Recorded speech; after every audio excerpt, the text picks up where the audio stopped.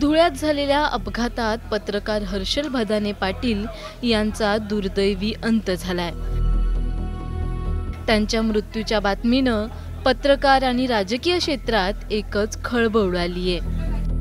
स्वतः उपमुख्यमंत्री देवेंद्र फडणवीस यांनी घटनेची दखल घेत कठोर कारवाईचे आदेश दिलेत।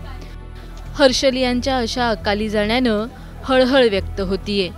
हर्षल भदाने यांचा मृत्यू नेमका कसा झाला, अपघात नेमका कसा घडला, त्या रात्री नेमकं काय झालं, असे एक ना अनेक प्रश्न आता उपस्थित होत आहेत। आम्ही पोहोचवणार तरुणाईची बित्तम बातमी, शहरापासून तर थेट गावापर्यंत।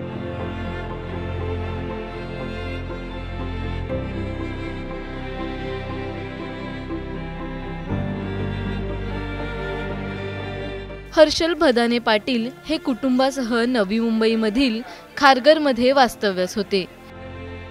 ते मूळचे धुळ्याचे। धुळ्यातच त्यांचा अपघात झाला। हा अपघात इतका भीषण होता की अपघातात त्यांचा दुर्दैवी अंत झाला। काही कामानिमित्त हर्षल आपल्या मूळगावी धुळ्यातील बोरकुंड येथे गेले होते। त्यांच्यासोबत अजून 2 जण प्रवास करत होते।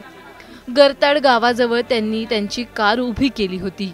दरम्यान एका भरधाव ट्रकनं त्यांच्या गाडीला धडक दिली। यावेळी हर्षल यांनी स्वतःला वाचवण्यासाठी उडी मारली, पण त्यावेळी ते ट्रकच्या चाकाखाली सापडले। या अपघातात त्यांचा जागीच मृत्यू झाला, तर इतर दोघे गंभीर जखमी आहेत। ही जी MH182820 जी बॅलेनो आहे ही बोरकुंड या गावी जात होती। त्याच्यामध्ये हर्षल, त्याचप्रमाणे सौरभ माळी आणि त्याचा एक मित्र असे हे वाहनातून जात होते बोरकुंडला। हर्षल माळी हे वाहन चालवत होता आणि समोर येणारा ट्रक जो आहे हा इंदोरला चालला होता। त्याच्यामध्ये तो लोडेड ट्रक होता।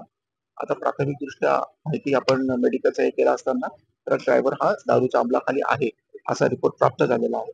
आपण ट्रक ड्रायव्हरला, त्याच्या क्लिनरला आणि ट्रकचा जो मालक आहे त्याला देखील आपण ताब्यात घेतलेला आहे। आज त्यांना कोर्टामध्ये सामील करण्यात येईल। त्याच्यामध्ये हर्षल भदानेचा दुर्दैवी मृत्यू झालेला आहे अपघातामध्ये, आणि सौरभ माळी जो आहे हा देखील सिरियस आहे, पण सध्या स्टेबल आहे असं समजतं आहे। आणि जो तिसरा त्याचा हजर आहे तो ओके आहे। तर आपण गुन्हा दाखल करून आज त्यांना तात्काळ कोर्टासमोर हजर करत आहोत।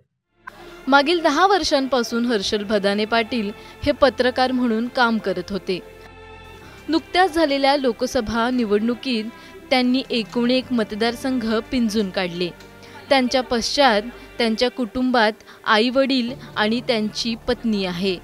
2021 मध्ये त्यांचा विवाह झाला होता। त्यांच्या अशा अकाली जाण्यानं कुटुंब आणि मित्रपरिवारावर दुःखाचा डोंगर कोसळलाय। घरातला कर्ता पुरुष गेल्यानं घराचा आर्थिक आधार हरपलाय। हर्षल यांनी आपल्या हसमुख आणि सकारात्मक स्वभावातून अनेक लोक जोडली।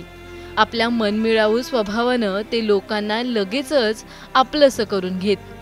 इतरांना मदत करण्यासाठी ते नेहमीच तत्पर असायचे। त्यांच्या अशा अचानक जाण्यानं कुटुंबीय हादरून गेलेत। त्यांच्या मृत्यूची बातमी मनाला चटका लावणारी आहे।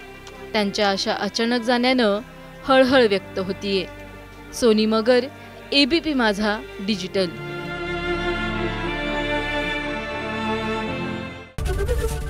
ABP माझा, उघडा डोळे बघा नीट।